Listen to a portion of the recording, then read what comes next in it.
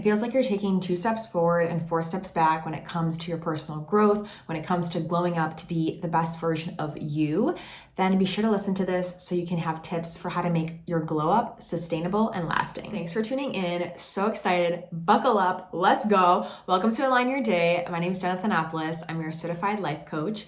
And as you can tell from our little intro, we're going to be talking about why your quote unquote glow up doesn't last and some keys to make it more sustainable. So I feel like nowadays, everybody and their mother, we love personal growth, okay? We love reading a little about how to make our days better, about how to feel like the star of our lives. I mean, we love that, right?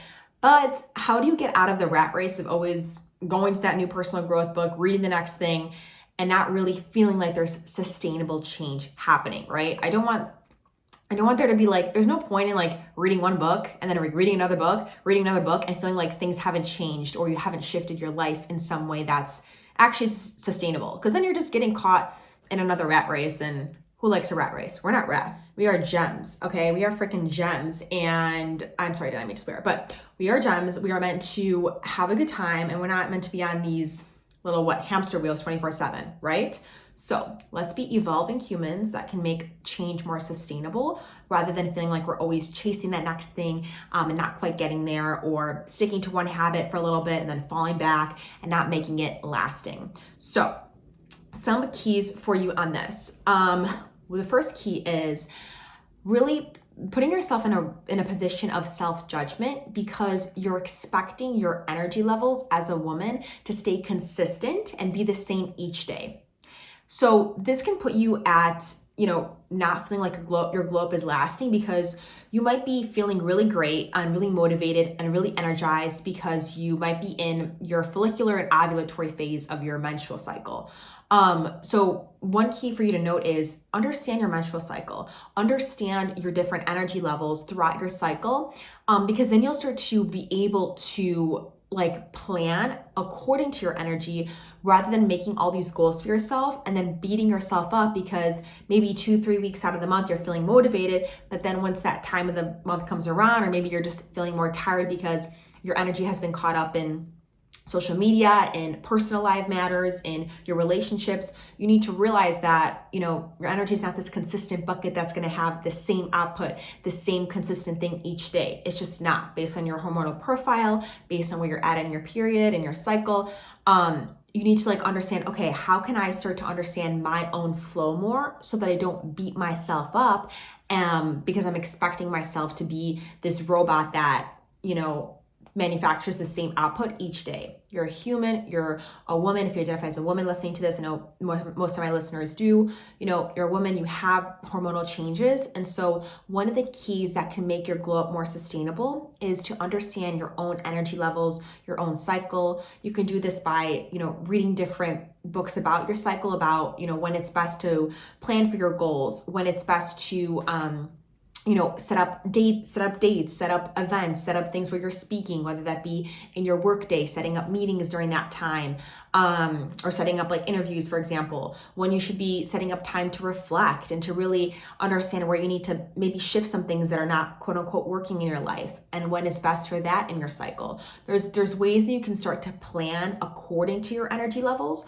rather than against them. So like I said, you can read books, you can download apps that allow you to track your temperature throughout your cycle. I think the Apple Watch does too, so that you know where you're at in your cycle, what you can expect in terms of your energy level. And of course, ensuring that you're doing those tests to understand that your hormonal levels are where they should be and you're not feeling extra tired when you shouldn't be. So just a common reminder too, to ensure that you're keeping your vitals checked, keeping your hormone levels checked, because your period is actually the fourth or fifth indicator of vitality. So if you have a good healthy period, then that's actually a very good indicator of your body being healthy and functioning well. So just keeping in tune with your own cycle as a woman is very key. And so it's also one other thing I wanted to note, it's also key to tap into your cycle and to tap into your own energy so that you're not feeling self-judgment. Self-judgment keeps you stuck in old emotional loops. It keeps you stuck in old events that happened in the past that you just can't get over, you can't forgive yourself for, you can't forgive others for. Self-judgment keeps you stuck in recycling old emotions rather than allowing yourself to feel an emotion, to feel pissed off, to feel sad, and to get out of it after.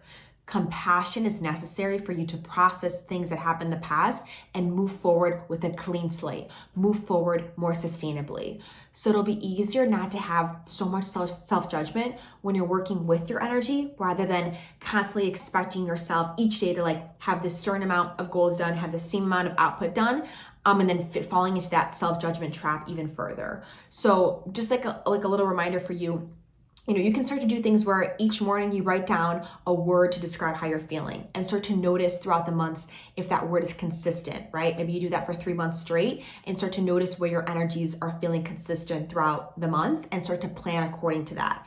You could also, at the end of your day, write down like 3 things that you accomplished that day and start to notice, which days you feel like you accomplished quote unquote more and it was easier to accomplish more, and which days felt like it was more of a burden to really get yourself to like accomplish things. So you can do that. And what's actually really good that I want to remind you of too is when you write down like what you accomplished that day, write down maybe what was going on in your life during that day. How were you could do like a little relationship check, a self check-in where like how you're feeling about yourself, how your like inner thoughts were, and then how work was, for example, right? So you can kind of do like mini check-ins to see what was my environment like that day, and what was my output, my energy like that day. And just, you could literally do it. It could take 2 minutes at the end of your workday, like right as you're done with your workday for the day, write out what was happening and then write out maybe what was happening in those different areas of your life. And you could start to notice a trend of, okay, was this because my energy levels were a bit lower?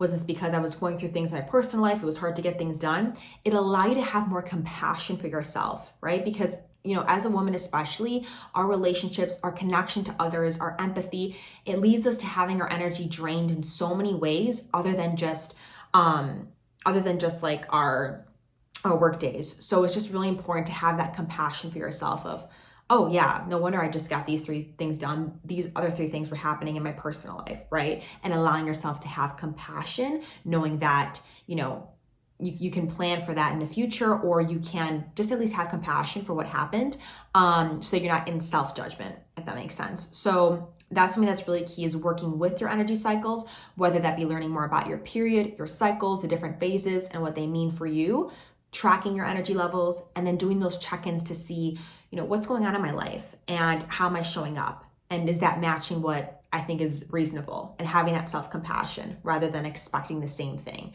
I think that can really lead you to more sustainable growth, sustainable glow up, and out of that self-judgment.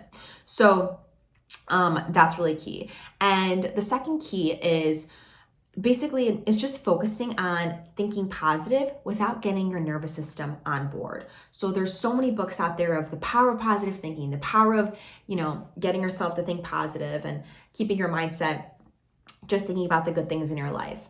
And that's great, right? But you also need to understand that in order for our bodies and our nervous systems to feel safe in those positive emotions, in joy, you need to ensure that you're processing any old emotions that are keeping you stuck and keeping you drained.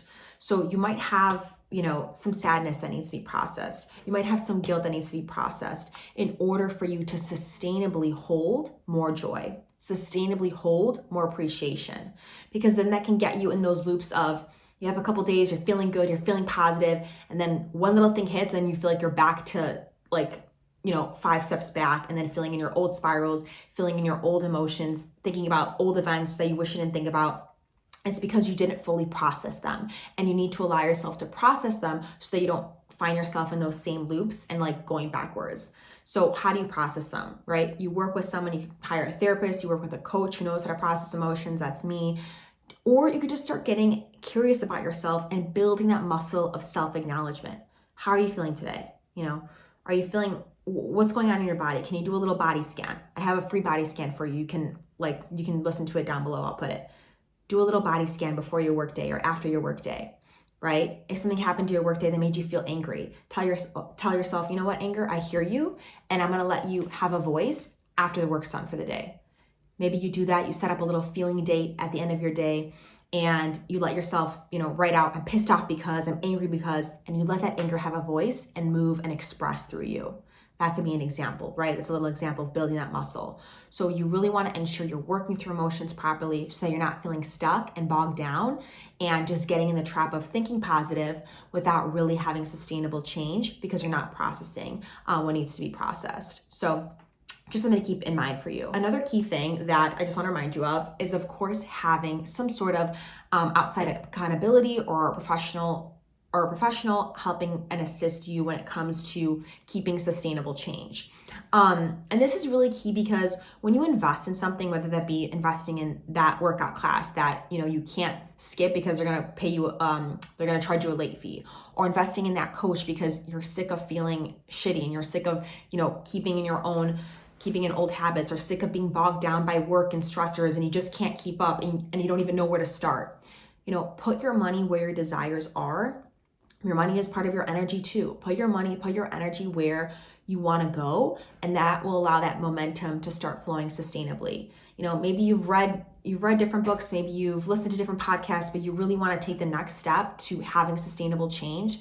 That could be that person who's holding you accountable, whether a coach, whether hiring a therapist, right? Whether hiring, and I have the difference between my coaching and therapy in my website actually too. So if you're curious about that, but just ask yourself, are you investing your energy, your money in where you want to go, right? Because you could be spending it on so much different shit that is not really what's going to allow you to feel the most fulfilled, the most sustainably, growing and evolving version of yourself, right? So that's just really something to keep in mind is, do you have accountability? Or can you start simple and ask a friend? Be like, you know what? At the beginning of this month, let's hold each other accountable to, sticking with this one habit for 30 days. Each day you check in with each other. What kind of accountability can you start to hold your goals to so that they can start to really be sustainable, right? Because it's so easy to fall off if we don't have accountability in the form of another person, in the form of putting our money where our mouth is, in the form of having someone who's going to actually help us because they're trained in that, or whatever the case may be, right? So where can you start to input accountability that will really start to help, obviously, yourself be more sustainably growing rather than 2 steps forward, 4 steps back. What else here? Oh, okay. Next key, and I think it's not talked about enough, but it really can bog you down and make you feel like you're on that rat race and not really sustainably going up, is over consuming information and not allowing yourself to process, right? Throughout the day, it's so easy to just be scrolling, inputting information, taking in information. Then all your creativity, your energy, it's gone, right? Because it's being overloaded by other people's ideas, other people's opinions, other content, right? If you need to take a pause from this video, or from this podcast, no hard feelings. But just a reminder for you to ensure that you ask yourself, did I take in enough information for the day? Do I need to process anything? Do I need to journal out anything? Do I just need to create something for myself? Maybe you color for a little bit, right? Maybe you want to paint for a little bit. Where can you maybe create and let an outlet out and start to let some things out rather than always be that consumer of information in, right? Because when we're constantly consuming information, it's just hitting us with these new hits of dopamine, which is why people can get caught in those traps of reading 50,000 personal growth books, but not really seeing sustainable change. Because they'll read the information, which will be that hit of dopamine and serotonin, but you won't actually be implementing it in your life, implementing it in your daily habits, implementing it in the form of hiring accountability or whatnot, right? So just ask yourself, where are you over consuming and not really allowing yourself to integrate any new ideas or any new tricks or tips you're seeing via social media, via whatever you're listening to. How are you not give yourself the space to integrate, to have that time to just be without information so that you can process and really feel you can have that sustainable energy to keep moving forward. I saw this really great visual. I'm going to try and find it and I'll put it in the YouTube video right here. But it's basically a visual that has social media, music, podcasts, YouTube, in this going in this big pot. And it's basically like draining out all of your energy, just consuming all this information. It drains out your creativity. And when you're not feeling creative, you're not feeling as inspired, you're not feeling as present. And that can lead to life being more draining and not as sustainable when it comes to your growth and your goals. So just like another reminder for you on that. So yeah, I hope that these keys really helped you when it comes to keeping your glow up more sustainable, right? Making sure that you're staying in tune with your energy levels, getting curious about them, making sure you're tapping into your emotions and processing them and not just thinking positive, because that's going to keep you in those traps and loops of recycling old emotions. And then also ensuring that you're giving yourself time to process without over consuming information. If you feel like you have a headache, if you feel like you're drained, take a step back from the music, take a step back from the consumption, and let yourself reprocess and center. That will help make that next step that you're going to take, come from a more present place, come from a more sustainable place, rather than always like racing to the next thing. So just some keys for you. I hope that this was helpful. I wanted to keep it a short and sweet reminder for you today, but I'll talk to you soon. Love to you, and let's keep our glow up sustainable. I want to see you glowing. I want to see you radiant. You deserve it. You are radiant. You are glowing. You just got to let it shine more. I'll talk to you soon. Bye.